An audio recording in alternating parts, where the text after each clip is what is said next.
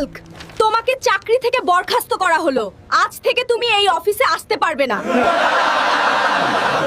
কিন্তু ম্যাম, আমি তো সব কাজ ঠিকভাবেই করেছি, তাও আমাকে চাকরি থেকে বের করে দিচ্ছেন কেন? আমি তোমার কোনো কথা শুনতে চাই না হাল্ক।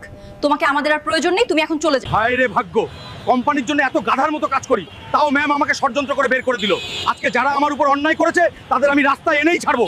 তুই এসেছিস বাবা, তোকে এমন দেখাচ্ছে কেন? মা, এত কষ্ট করার পরও আমার চাকরিটা চলে গেছে। মা, এখন আমাদের কি হবে? কোম্পানির জন্য এত খাটলাম, তাও আমাকে বের করে দিল। সবকিছু ঠিক হয়ে যাবে বাবা, তুই এখন একটু ধৈর্য ধর। এই নে বাবা, আমার এই গয়নাগুলো বিক্রি করে তুই নতুন করে কোনো ব্যবসা শুরু কর। কিন্তু মা, এগুলো তো তোমার শেষ গয়না, এগুলো আমি নিতে পারবো না। তোর এগুলা নিয়ে চিন্তা করতে হবে না বাবা, এগুলোর উপর আমার কোনো টান নেই। কিন্তু তুই যদি কিছু করতে পারিস, সেটাই আমার সবচেয়ে বেশি খুশির কারণ হবে।